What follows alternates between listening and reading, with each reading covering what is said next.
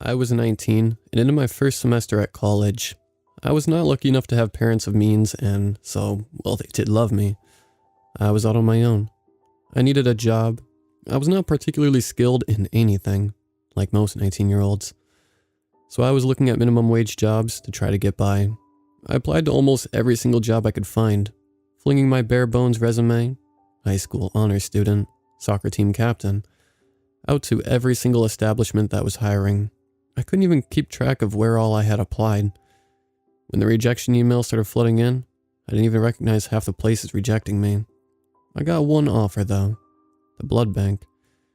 McDonald's had deemed me unfit for work, but this blood bank thought I was a perfect fit to stick needles into actual living people.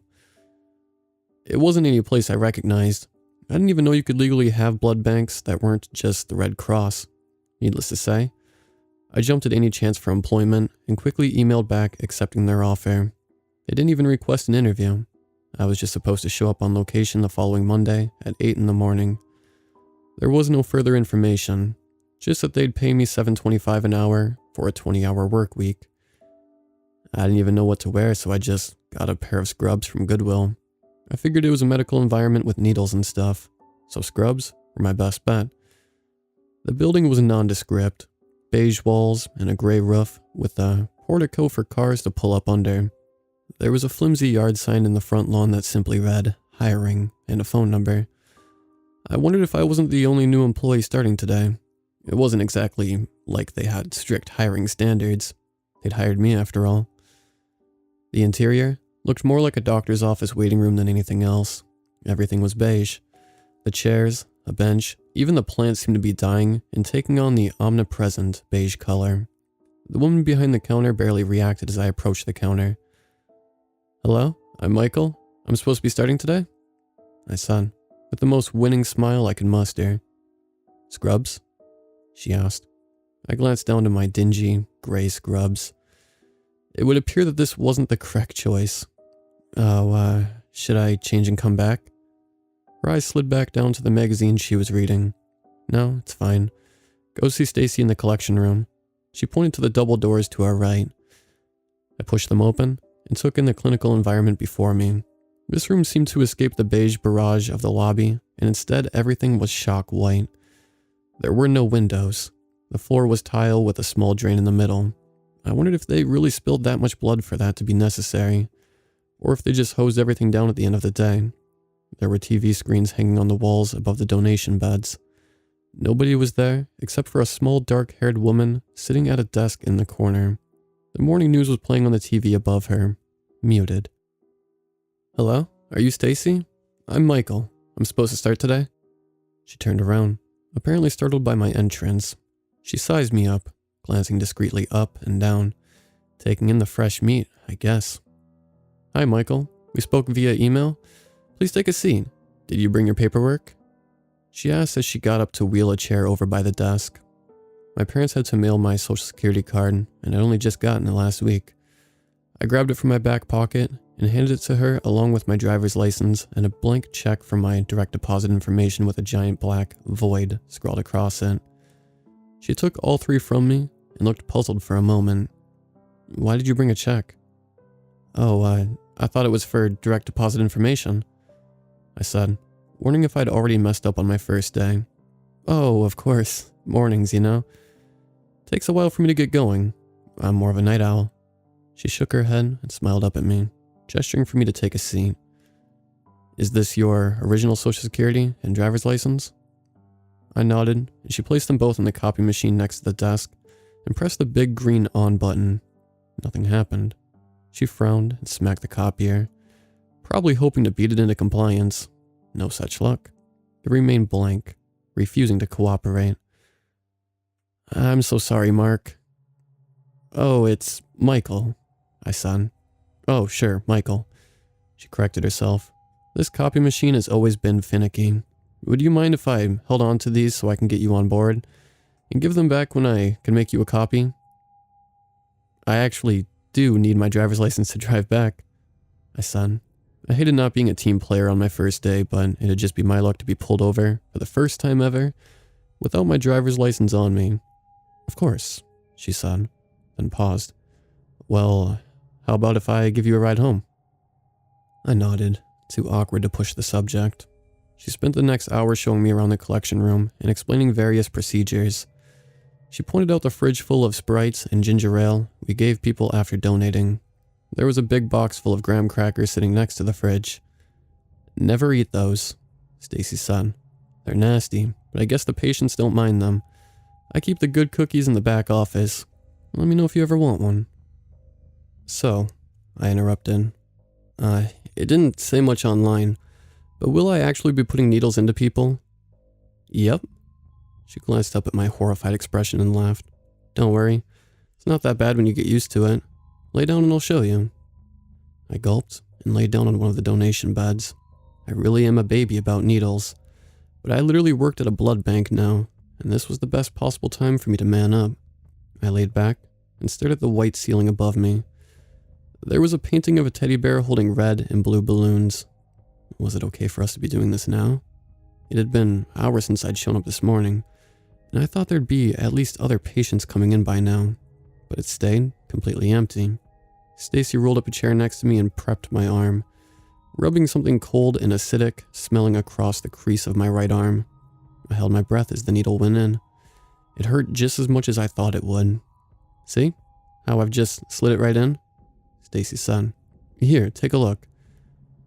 I looked down at the needle in my arm, and then everything went black. Everything was hazy.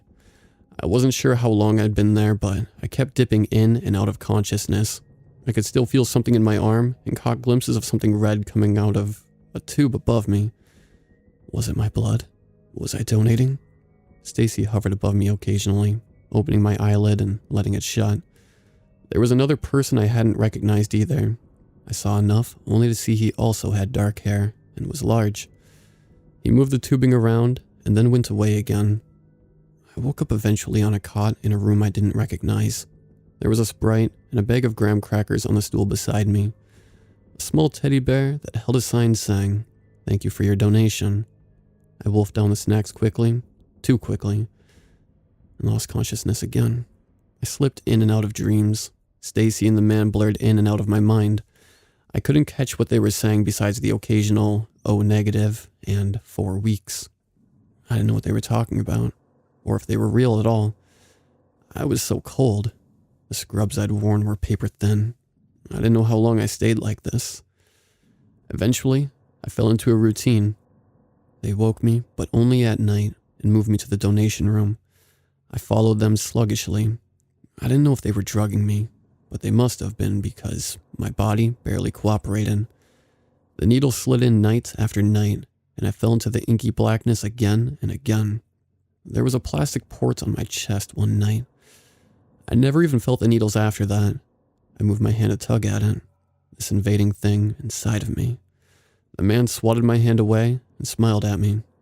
"It's more humane, you see," I heard him say before getting carried off to unconsciousness again. I woke up one morning.